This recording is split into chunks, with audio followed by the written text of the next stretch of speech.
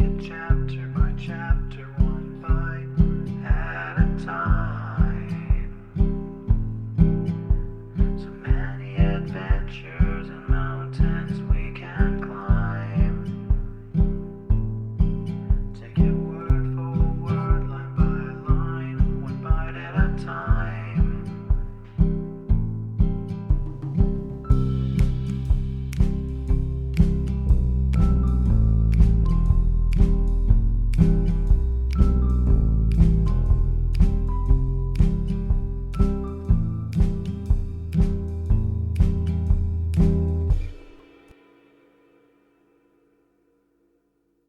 Welcome to Bite at a Time Books, where we read you your favorite classics one bite at a time.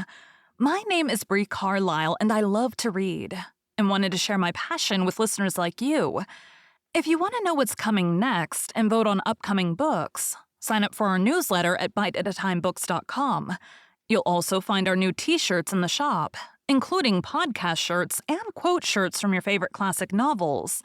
Be sure to follow my show on your favorite podcast platform so you get all the new episodes.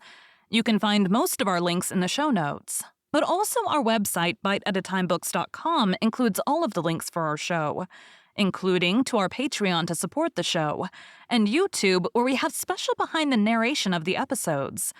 We're part of the Bite at a Time Books Productions Network.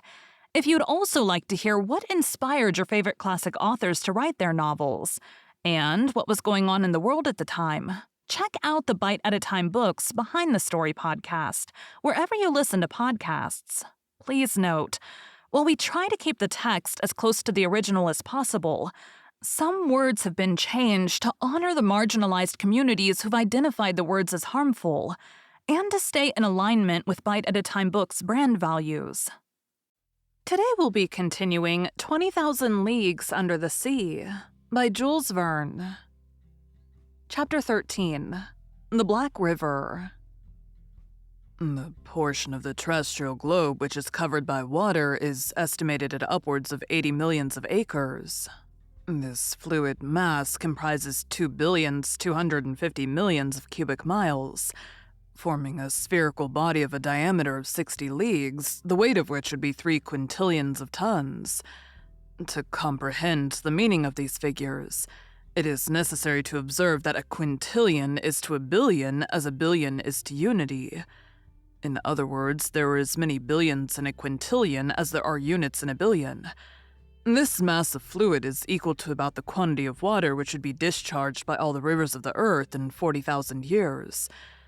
During the geological epochs, the igneous period succeeded to the aqueous. The ocean originally prevailed everywhere. Then, by degrees, in the Silurian period, the tops of the mountains began to appear. The islands emerged, then disappeared in partial deluges, reappeared, became settled, formed continents, till at length the earth became geographically arranged, as we see in the present day. The solid had wrested from the liquid 37,657 square miles, equal to 12,960 millions of acres. The shape of continents allows us to divide the waters into 5 great portions: the Arctic or frozen ocean, the Antarctic or frozen ocean, the Indian, the Atlantic, and the Pacific oceans. The Pacific Ocean extends from north to south between the 2 polar circles, and from east to west between Asia and America over an extent of 145 degrees of longitude. It is the quietest of seas. Its currents are broad and slow. It has medium tides and abundant rain. Such was the ocean that my fate destined me first to travel over under these strange conditions. "Sir," said Captain Nemo, "we will, if you please, take our bearings and fix the starting point of this voyage. It is 11:45. I will go up again to the surface." The captain pressed an electric clock 3 times. The pumps began to drive the water from the tanks. The needles of the manometer marked by a different pressure the ascent of the Nautilus, then it stopped. "We have arrived," said the captain. I went to the central staircase, which opened onto the platform, clambered up the iron steps, and found myself on the upper part of the Nautilus. The platform was only 3 feet out of water. The front and back of the Nautilus was of that spindle shape which caused it justly to be compared to a cigar. I noticed that its iron plates, slightly overlaying each other, resembled the shell which closed the body of our large terrestrial reptiles. It explained to me how natural it was, in spite of all glasses, that this boat should have been taken for a marine animal. Toward the middle of the platform, the long boat, half buried in the hull of the vessel, formed a slight excrescence. Fore and aft rose 2 cages of medium height with inclined sides, and partly closed by thick lenticular glasses, one designed for the steersman who directed the Nautilus, the other containing a brilliant lantern to give light on the road. The sea was beautiful, the sky pure. Scarcely could the long vehicle feel the broad undulations of the ocean. A light breeze from the east rippled the surface of the waters. The horizon, free from fog, made observation easy. Nothing was in sight. Not a quicksand, not an island, a vast desert. Captain Nemo, by the help of his sextant, took the altitude of the sun, which ought also to give the latitude. He waited for some moments till its disk touched the horizon. Whilst taking observations, not a muscle moved. The instrument could not have been more motionless than a hand of marble. 12 o'clock, sir, said he. When you like. I cast a last look upon the sea, slightly yellowed by the Japanese coast, and descended to the saloon. And now, sir, I leave you to your studies, added the captain. Our course is east-northeast. Our depth is 26 fathoms. Here are maps on a large scale by which you may follow it. The saloon is at your disposal, and with your permission, I will retire. Captain Nemo bowed, and I remained alone, lost in thoughts all bearing on the commander of the Nautilus. For a whole hour, I was deep in these reflections, seeking to pierce this mystery so interesting to me. Then my eyes fell upon the vast planisphere spread upon the table, and I placed my finger on the very spot where the given latitude and longitude crossed. The sea had its large rivers like the continents, their special currents known by their temperature and their color. The most remarkable of these is known by the name of the Gulf Stream. Science has decided on the globe the direction of 5 principal currents, one in the North Atlantic, a second in the South, a third in the North Pacific, a fourth in the South, and a fifth in the Southern Indian Ocean. It is even probable that a 6th current existed at one time or another in the Northern Indian Ocean, when the Caspian and Aral Seas formed but one vast sheet of water. At this point indicated on the planisphere, one of these currents was rolling, the Kuroshivo of the Japanese, the Black River, which, leaving the Gulf of Bengal where it is warmed by the perpendicular rays of a tropical sun, crosses the Straits of Malacca, along the coast of Asia, turns into the North Pacific of the Aleutian Islands, carrying with it trunks of camphor trees and other indigenous productions, and edging the waves of the ocean with the pure indigo of its warm water. It was this current that the Nautilus was to follow. I followed it with my eye, saw it lose itself in the vastness of the Pacific, and felt myself drawn with it, when Ned Land and Conseil appeared at the door of the saloon. My 2 brave companions remained petrified at the sight of the wonders spread before them. Where are we? Where are we? Exclaimed the Canadian. In the museum at Quebec? My friends, I answered, making a sign for them to enter. You are not in Canada, but on board the Nautilus, 50 yards below the level of the sea. But, Monsieur Aronnax, said Ned Land, can you tell me how many men there are on board? 10, 20, 50, 100? I cannot answer you, Mr. Land. It is better to abandon for a time all idea of seizing the Nautilus or escaping from it. This ship is a masterpiece of modern industry, and I should be sorry not to have seen it. Many people would accept the situation forced upon us if only to move amongst such wonders. So be quiet and let us try and see what passes around us. See? Exclaimed the harpooner. But we can see nothing in this iron prison. We are sailing blindly. Ned Land had scarcely pronounced these words when all was suddenly darkness. The luminous ceiling was gone, and so rapidly that my eyes received a painful impression. We remained mute, not stirring and not knowing what surprise awaited us, whether agreeable or disagreeable. A sliding noise was heard. One would have said that panels were working at the sides of the Nautilus. It is the end of the end, said Ned Land. Suddenly, light broke at each side of the saloon through 2 oblong openings. The liquid mass appeared vividly lit up by the electric gleam. 2 crystal plates separated us from the sea. At first, I trembled at the thought that this frail partition might break, but strong bands of copper bound them, giving an almost infinite power of resistance. The sea was distinctly visible for a mile all around the Nautilus. What a spectacle. What pen can describe it?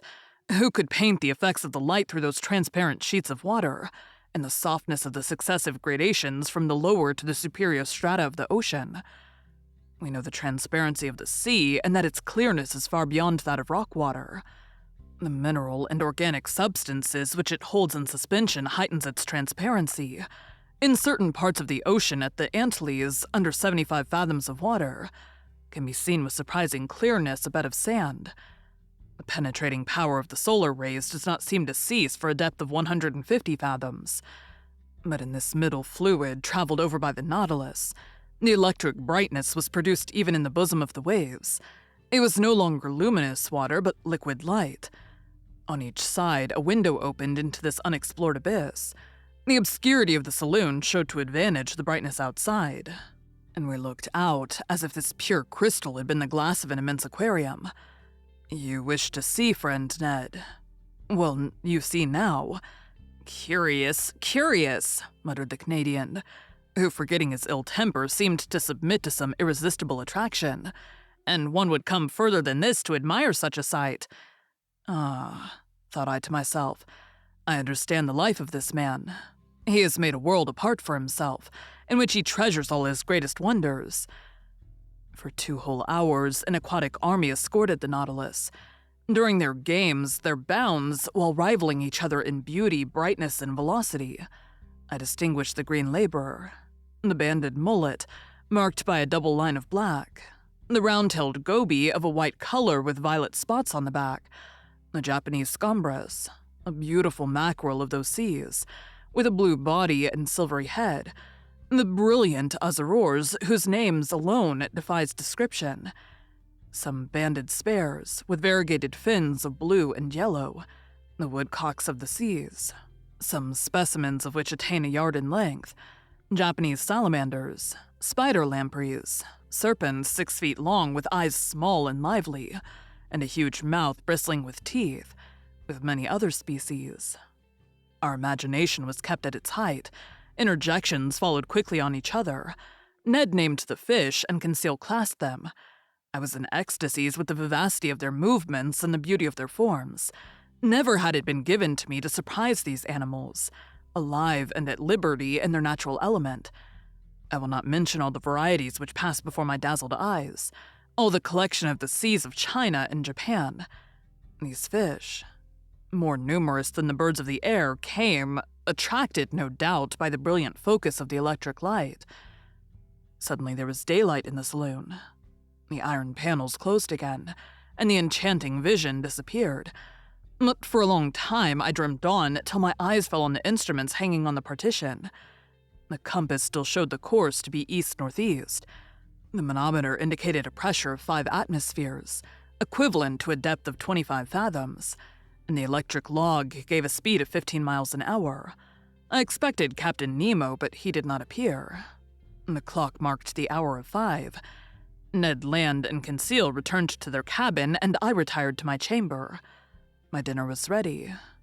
It was composed of turtle soup made of the most delicate hawksbills, of a surmullet served with puff paste, the liver of which, prepared by itself, was most delicious, and fillets of the Emperor Holancathus, the savor of which seemed to me superior even to salmon. I passed the evening reading, writing, and thinking, and sleep overpowered me, and I stretched myself on my couch of Zostera, and slept profoundly, whilst the Nautilus was gliding rapidly through the current of the Black River. Thank you for joining Bite at a Time Books today, while we read a bite of one of your favorite classics. Again, my name is Bree Carlile, and I hope you come back tomorrow for the next bite of 20,000 Leagues Under the Sea. Don't forget to sign up for our newsletter at biteatatimebooks.com and check out the shop. You can check out the show notes or our website, biteatatimebooks.com, for the rest of the links for our show. We'd love to hear from you on social media as well.